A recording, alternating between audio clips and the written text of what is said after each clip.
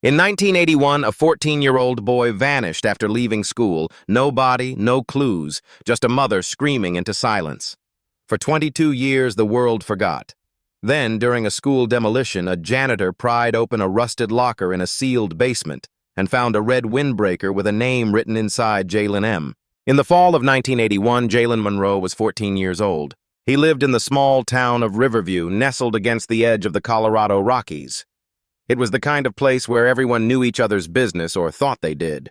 A place where kids rode bikes until dark, and teachers lived on the same block as their students. Jaylen was smart, curious, and always 5 minutes late. He loved maps, comics, and pretending the school's boiler room was a spaceship. He was quiet, but when he laughed, it filled the room. He was also an only child. That fall morning, Jaylen left for Riverview Middle School wearing a red windbreaker and carrying a metal lunchbox with Star Wars stickers peeling off the sides. He never came home. At first, no one panicked. Maybe he went to a friend's house. Maybe he took the long way home. But when the streetlights blinked on and his mother was still pacing the porch, the fear arrived like a cold wind. By midnight, police had dogs searching nearby woods. Helicopters combed the area. Teachers, friends, neighbors, everyone joined the search. But Jaylen was gone. No signs, no struggle, no footprints, just silence. The windbreaker, the lunchbox, his backpack, all missing. The last person to see him, the school janitor, Harold Beckley. He claimed he saw Jaylen leave through the back exit just after final bell. Didn't say a word. Just walked out like he was thinking hard about something. Harold had a record minor thefts in the 70s, some community service. But nothing that could stick him to a kidnapping. Still, the town whispered. Jaylen's mother, Lorraine, never stopped asking questions. She held candlelight vigils, wrote to senators, taped missing posters to telephone poles long after the rain washed the ink away. People told her to let go. Move on. She didn't. By 1986, Jaylen's file was locked away in a cold case drawer. By 1992, his name was mentioned only in hushed tones at the local diner. By 2003, most people assumed he had died. But Lorraine never stopped paying for the P.O. box he once scribbled his name on when he was 7, just in case I ever get my own mail. And that mailbox would be the first place she ran when the call came. Because on March 17, 2003, a demolition team at Riverview Middle School, scheduled for teardown after years of disrepair, found a sealed hallway behind a false wall in the basement. At the end of that hallway, a line of lockers. Untouched, rusted shut. One locker stood out. It had a faint sticker on the bottom corner, the rebel insignia from Star Wars. When they forced it open, the janitor on duty, Marcus Hensley, only 23, fresh out of trade school, found a red windbreaker. Folded. Pristine. Inside the collar, in faded black Sharpie, Jaylen M. The moment the windbreaker was found, everything changed. News spread like wildfire. Reporters returned to Riverview for the first time in years. Missing boy's jacket found after 22 years was plastered across regional headlines. National networks called it the cold case that refused to stay buried. Lorraine drove to the school site with shaking hands. By the time she arrived, the locker had been cordoned off. The demolition team stood back wide-eyed waiting. She asked to see it. When they handed her the jacket, she didn't cry. She pressed the faded fabric to her face and whispered, "I knew you were still here." Forensics ran tests. No fingerprints, no blood. But tucked in the jacket's inner pocket was something no one expected, a rolled-up note. Water-stained, nearly illegible. It read, "Basement isn't what it looks like. There's another room, behind the furnace." Signed, J.M. The school had been shut down in 1999 after structural damage made it unsafe. No one had been inside since, at least not officially. The next day, authorities returned with ground-penetrating radar. Behind the furnace room, they found what the note had hinted at, a small crawl space.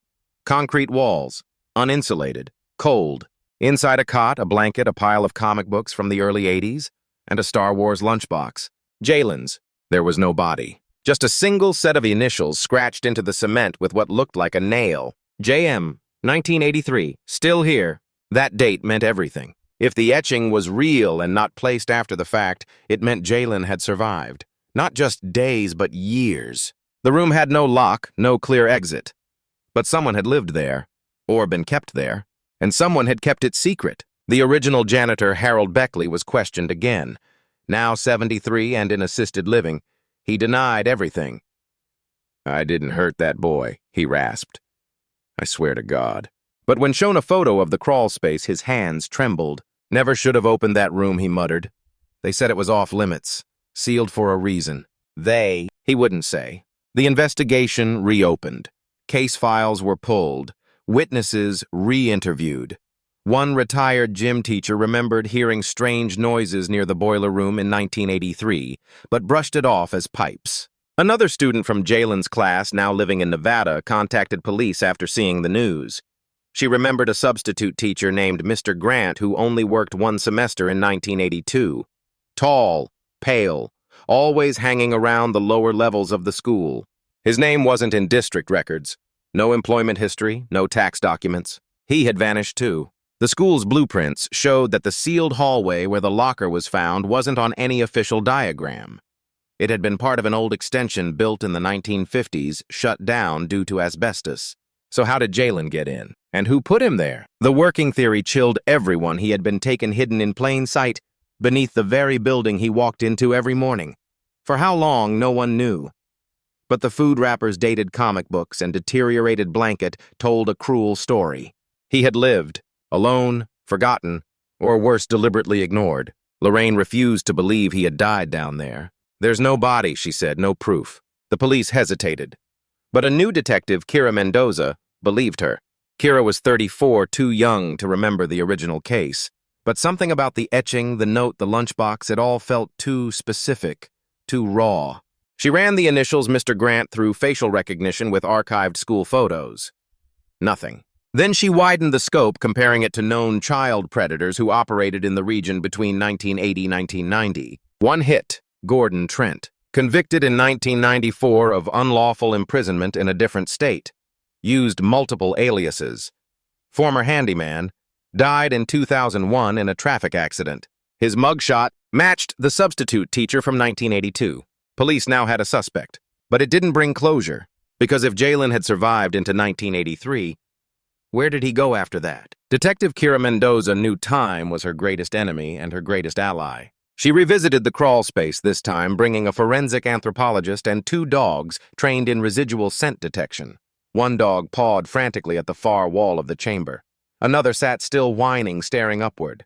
Behind the wall, they found a narrow vertical shaft, a forgotten dumbwaiter once used to ferry supplies between the kitchens in the 1950s. It had been sealed shut from below, but the track went all the way to the 3rd floor. Kira followed it to what had once been the music room. She found the shaft exit painted over, welded shut. No fingerprints. But in the corner, buried beneath dust and crumbled drywall, was a rolled piece of cloth, another piece of the red windbreaker. Torn, frayed, like someone had tried to climb or escape. She expanded the search area to surrounding buildings. 1 block from the school, in a shuttered hardware store long since abandoned, they found a boarded-up back room. Inside was an old mattress, cans of beans, and a rusted lantern. No ID, no direct evidence. But in the dust on the floor, bare footprints. Adult-sized, recent. Could someone have been living there? Kira issued a bolo be on the lookout for any local male matching Jaylen's adult age description, mid-30s, thin build, possible long-term trauma signs.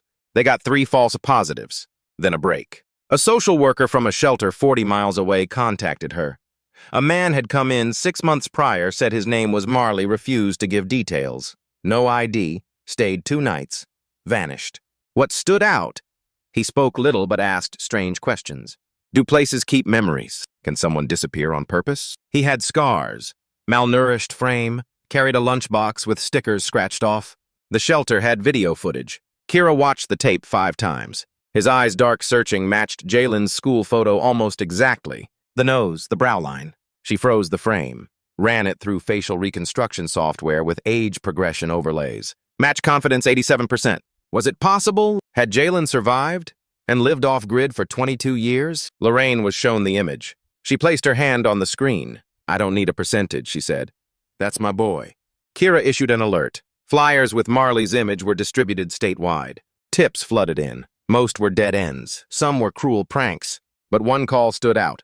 A woman named Susan Elridge, owner of a mountain lodge 90 miles out, said a man matching that photo had worked odd jobs on her property 5 years ago, chopping wood cleaning cabins. He was quiet, polite, called himself Lee. He slept in the tools shed, refused payment beyond food and paper to draw on. He left one winter and never came back. She had kept his sketches. One was of a school building, Riverview Middle. Another, a child's hand reaching through bars. Susan had kept them in a box labeled Lost Guest. Kira drove up that day. When she showed Lorraine the drawings, she broke down. Jaylen had lived, not just in memory but out there somewhere. The search intensified. They combed homeless outreach centers, remote shelters, rural churches. Then, in a bus station in Colorado Springs, a man matching Lee was spotted by a ticket agent asking for the last route to anywhere with trees. He was gone before police arrived, but he left something behind. A folded page from a comic book, issue number 12 of The Invincibles, Jaylen's favorite. And on the back in pencil, I remember now. I remember the red door. Kira didn't understand at first, but Lorraine did. The red door was part of their old home. Jaylen used to say, "I'll always find my way back, just look for the red." It was a game they played, a promise. And now he was leaving breadcrumbs. For the next few weeks, Lorraine kept her porch light on every night, just like she had in 1981. Neighbors noticed. Some brought candles and left them on her steps. Others hung red ribbons on their mailboxes, quiet symbols of hope. The town of Riverview, once silent, was watching again. Then one Sunday morning, the doorbell rang. Lorraine opened it, and there he was. He stood barefoot thin, wearing a jacket several sizes too large with a weathered satchel slung over his shoulder. His face was leaner, older. But his eyes, those deep brown eyes, were the same. He didn't speak, neither did she. Instead, Lorraine stepped forward and wrapped her arms around him slowly, gently, like touching glass. He didn't resist. He leaned in, trembled, and whispered, "Red." She held him tighter. "I never stopped looking," she said. Inside the house, he barely moved. He stared at the old photos she had never taken down, touched the edge of a drawing he'd made in 3rd grade, sat silently on the carpet, running his hands along the edges of the coffee table like trying to remember where time had paused. Lorraine made him tea, added honey, just like she used to. When she handed him the cup, he took it with both hands. "I didn't think it was real," he finally said. "What? This place? You, my name?" She knelt beside him. "You're Jaylen Monroe. You are real and you are home." He blinked, slow and deliberate. "I remember the room, the dark, the sound of my own breathing. I used to count it. That was how I knew I was still alive." Lorraine wept quietly beside him. Jaylen continued. "I thought the world forgot. I thought I was just a glitch, something that slipped through." "You weren't," she said. "You never were." Over the next few days, doctors and trauma specialists evaluated him. Physically, he was stable, malnourished, scarred, but alive. Mentally, his memory was fragmented like a shattered mirror with only some pieces still reflecting. He remembered being locked in the basement, remembered someone bringing food once, maybe twice. Then silence. Hunger. Fear. He remembered the crawl space, the dumbwaiter, the cold. He remembered escaping, but not how long he'd waited to try. The years between 1983 and 2003 were a blur. He moved from shelter to shack, name to name, never trusting anyone long enough to ask for help. He didn't know who he was, until the locker, until the magazine articles, the flyers, the photo on the news, until he saw her face again, and remembered. The town held a vigil not in mourning, but in celebration, a homecoming. They lit 22 lanterns, one for each year he was gone. Each carried a note written by someone who had never stopped believing. Jaylen stood beside Lorraine, his fingers clutching hers. Someone asked if he'd like to speak. He stepped forward, voice low but steady. "I don't remember everything he said, but I remember waiting. I remember wondering if anyone would know I existed. And I remember the moment I saw my mother's face. And suddenly I wasn't a shadow anymore." Silence, then applause, tears. And the kind of silence that heals. Jaylen didn't stay in Riverview forever. He moved to a city 2 hours away, studied art therapy, took a job helping teens in crisis. He never changed his name, because now it meant something. He came home once a month, brought groceries, asked questions, helped his mom digitize all the old VHS tapes she'd saved. They watched one together, his 5th birthday party. Cake smeared across his cheeks, a red balloon in his hand. He looked at her and said, "It's like watching a ghost come back to life." She squeezed his hand. "No, it's watching you come home." One summer, Jaylen painted a mural on the side of the rebuilt Riverview Community Center. It showed a locker, half open, with light spilling out. Inside, not a jacket, but a boy, kneeling, looking up. and above him carved in white paint. Some stories take time, but they still deserve to be told. If this story stayed with you, if it made you wonder, grieve or hope, don't let it end here. Leave a comment below. What would you say to someone who returned after being lost for 22 years? Like this video to keep stories like Jaylen's alive, because sometimes the truth only surfaces when someone keeps searching. Subscribe to Tim's Stories for real-life narratives that speak to the quiet strength inside all of us. Turn on notifications, because the next story might be the one that helps someone else come home.